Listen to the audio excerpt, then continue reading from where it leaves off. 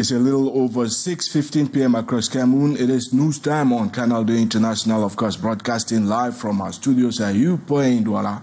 Here's Gladys Ambon-Debang with tonight's top stories.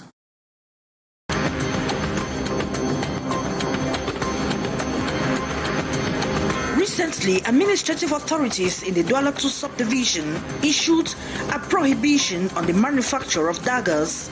The decision aimed at curbing rising crime, but without lingering over the effectiveness of the implementation of the ban. Residents across the country's commercial hub fear that with the festive season fast approaching, criminals may again be resorting to daggers to terrorize and dispossess them of their valuables. 2025 is just around the corner and Cameroonians are generally scared of what awaits them. The draft finance law prescribes drastic reductions of subsidies for fuel, implying general price hikes and higher cost of living. In this edition, we examine the consequences. Elsewhere, the Nguon festival of the Bamoons in Cameroon's west region is fast nearing climax. Tonight, we focus on how the festival is serving as display window for traditional attire. Those were top stories. Now, stay tuned for developments.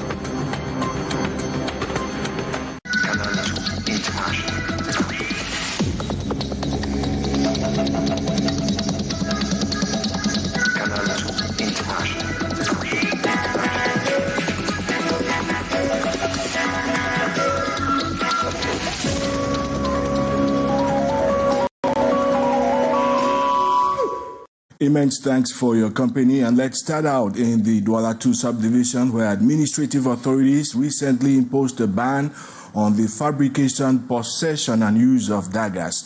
The decision was intended to curb increasing criminality in the area. But as the countdown fast narrows to the festive period, residents there as well as across the city fear a resurgence of criminality. Here's Tim Morin. It's a typical Tuesday in Douala II municipality with inhabitants going about their daily activities. However, beneath the surface, the fear of the unknown lingers, fueled by the growing insecurity in the area. In an effort to address this issue, the divisional officer recently signed an order banning the use and fabrication of daggers in the municipality. The measure was implemented from November 21, but 2 weeks on, inhabitants remain divided on its effectiveness. For the moment, I would say insecurity has dropped a little bit. It might resurface, but at least all business persons remain vigilant, because if they attack, there might be vengeance.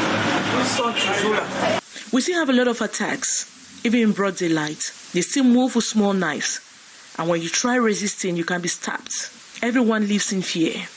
Some inhabitants claim that the ban has helped to calm the situation, while others argue that nothing has changed. Some told me they still see people walking around with daggers at night. A nightmare they don't want to relieve. For a week now, we have not heard of attacks here and there, or someone being stabbed. So I think they should clean the hoops. It has not changed anything. I think what they need to do is reinforce shenanigans and police controls in every neighborhood all the time. However, others believe that the banning of daggers combined with increased police and gendarmerie patrols in neighborhoods has helped to improve security. As the festive season approaches, inhabitants are growing increasingly anxious about the potential for violence to resurface. They are those urging the authorities to take charge and protect their lives and properties during this festive period. Let's now head up to the northwest region, because after several weeks of calm, Bamenda was once again the scene of explosions and heavy gunfire. According to some schools of thought, separatists capitalized on the working mission there by the Army Chief of Staff to tell the world that they're still very much alive and also very active. Here's Cynthia Latte and Annie Collins. With some months of calm in Bamenda and parts of the northwest region in general, separatist fighters seem to have used the occasion of Tuesday and Wednesday working visit of the Army Joint Chief of Staff to send some loud sounds again. On the day of the arrival of the senior military official, heavy gunshots and explosions were heard in Bamenda, and 4 days earlier, they attacked a mixed security checkpoint at Ntabesi Junction, killing a police officer. Added to the recent wave of kidnappings and killings of civilians, these are some of the excesses Lieutenant General René-Claude Mekar and other top-ranking military officials came to check during an in-camera meeting at the command post of the 5th Joint Military Region. The situation in the northwest is relatively calm for the moment, despite small attack kidnapping observed in our theater. The end-of-year festivities and the health of personnel also had presentations from General Hauseni Jibu and Colonel Amadou of the 5th Gendarmerie and Health Regions respectively. Concerning the Christmas and the New Year's, we put our efforts on the ground to bring a peace. An arsenal of heavy and light war materials, including cars and motorbikes seized from separatist fighters, were put on display during the second semester control and evaluation visit, during which Lieutenant General René-Claude Mekar was also accompanied by Major General Baba Souley of the infantry, amongst others. And now on to the economy page. Cameroon's draft finance law for 2025 signals drastic reductions in subsidies for fuel. Across the country, citizens are raising eyebrows as they fear general price hikes. Experts warn that the measure aimed at fiscal sustainability could severely backfire, with economic inequality exacerbated as well as a spark of public discontent. Here's Gladys Ambo. The latest draft finance law reveals a sharp cut in fuel subsidies, with government support for petroleum products set to drop from 45% over the past 2 years to 60% by 2025. Economists say the government is exploring alternative revenue streams to address fiscal challenges and reduce over-indebtedness. The public expenditure is going to be dropping to 57% because they will not continue to subvent fuel prices. But you see that with the current finance law, the government is trying to patch up with some noise going around about some individual taxes, annual taxes. They are trying to look for cost centers, revenue centers where they can increase the revenue. However, critics have questioned the government's narrative around fuel subsidies. Il n'y a pas une caisse ou une ligne. There is no dedicated fund or line item for subsidizing fuel. It simply does not exist. Therefore, technically, subsidies are not in place. Consider the international market price in December 2024. The state purchases a liter at 327 francs CFA and resells it locally at 840 francs CFA. The difference is a result of a political decision made by Cameroon. Analysts argue that addressing these inefficiencies could make it possible to sell fuel at lower prices without significant financial strain. What the government can do is take some fiscal measures to defiscalize the sonara, okay, instead of subventing. Because when you look at fuel around distribution, transportation and so on, there's still a lot of government charges that are involved. Il y a 9 intervenants dans la chaîne. There are 9 stakeholders involved in the supply chain, and each one adds a commission or margin, which significantly inflates the price. This policy shift is expected to hit ordinary Cameroonians the hardest, driving prices by as much as 50%. Il y aura donc augmentation. An increase is forthcoming, but let me be clear. This increase is economically unsustainable and scientifically unjustifiable. While the government argues that these adjustments are necessary to avoid unsustainable debt levels, the move is expected to deepen economic inequalities. Now let's head back up to Bamenda in the northwest region, where growing anarchy is rendering daily life a nightmare for residents. Along the popular commercial avenue, for example, parking spaces have simply disappeared as traders spill onto sidewalks and into traffic. Cynthia Latte and Annie Collins once again. For about 10 minutes, this lady has been turning around and round, looking for space to park her car to carry out some transactions along the Bamenda Commercial Avenue to no avail. This is as a result of the anarchy that reigns along the city's busiest streets downtown. Traders display their goods from their shops through the sidewalk pavement right to the parking lots meant for cars and motorbikes. It's so frustrating when you want to pick up something, even from their own shops, and you can't even have a small pad where you can park your vehicle. Some of them, they use the space to park their own vehicles and they sell on the vehicles. So the whole street is just so full of business goods. I don't know how we are going to solve this issue. Some open-air petite traders say they are forced to sell on the road because they pay monthly token to the council. Space to say. And more to that, moreover, we are paying for the space. And paying money to the council. It is very difficult for you to go right into the quarters to park before coming to the major street. There are moments when I come here, I need to look for a parking space. You will not find one until you get right up to Savannah Street before you are able to get a space that you can actually park. On the other hand, some business people explain why, others go as far as exposing beyond prohibited areas. But to me, I've respected my limits and I'm within the bounds of what the council permits. And I have no intention of blocking it. Rather, when I keep it open, it make it very easy for my customers to come in and buy. So to me, I'm encouraging others to make it open because when somebody has a good parking place, it drives in, the car is secured, everything is secured, it takes time by and it goes out. On the whole, city dwellers have blamed the general state of confusion to the laissez-faire attitude of municipal authorities. And if you're just tuning in, this is the news, the 6:15 p.m. installment on Canal International, broadcasting live from Douala. Now, Dakar in Senegal in West Africa is often hailed as a beautiful metropolis where history and modernity seamlessly intertwine. But what you see in the following report is a complete contrast.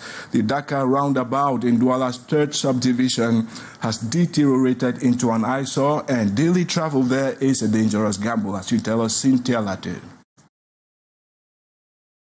For about 10 minutes, this lady has been turning around and round, looking for space to park her car to carry out some transactions along the Bamenda Commercial Avenue to no avail. This is as a result of the anarchy that reigns along the city's busiest streets downtown. Traders display their goods from their shops through the sidewalk pavement right to the parking lots meant for cars and motorbikes.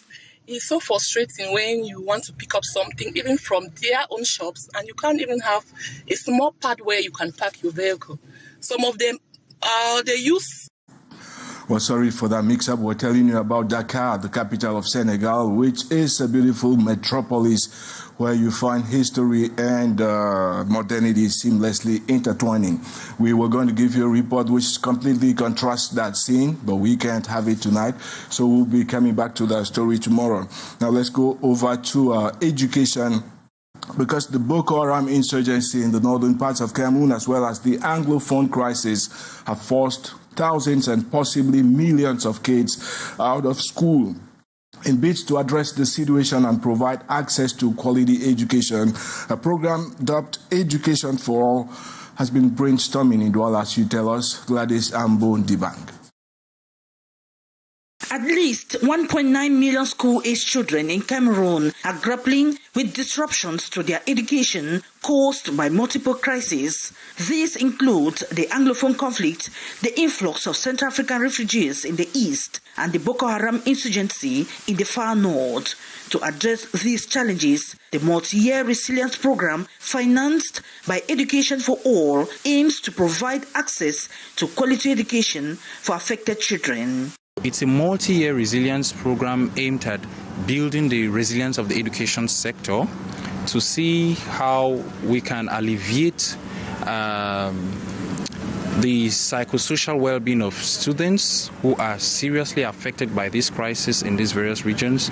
At the joint review workshop held in Douala on December 4, 2024, education stakeholders assessed the program's second-year performance. They commended the progress made since the first review.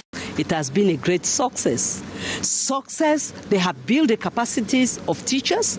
They have given great awareness to the parents and communities. We equally have the provision of didactic materials, which have helped so many children. You have the cash transfer to families, which have equally empowered these families to be able to support them in sending their children to schools. Despite the progress, stakeholders emphasize the need for better communication amongst partners to enhance coordination and the program's overall effectiveness. There are some little lapses at the level of, I think, which we can improve on. That's communication and coordination. A major concern raised was the program's significant funding deficit. Stakeholders revealed that an additional $50 million is needed to ensure the initiative achieves its full potential and meets the educational needs of all targeted children. Obstacles continue to hinder the Douala that will span December 10 to 12, as you tell us, Nti Maureen. Despite facing numerous obstacles, women have the intellectual and managerial capabilities to lead society. However, cultural and religious practices often hinder their progress. The other aspects should not be you're bad, which is something that the men try to convince them of. It's because since birth, when we look at the books that we use and then raising children, whereas the boys are in the outside world creating a business or getting involved in politics. So we're going to do that. Then give them tips. I will explain how you can speak well in public. To commemorate the 40th anniversary of the reign of the King of Bamenda, a training program with trainers, all female, from the United States of America, will hold from December 10 to 12 in Douala. Women from the littoral region are invited to participate and become leaders, breaking down the barriers that have held them back for so long. I am going to give them the 7 qualities that a woman leader needs to convince.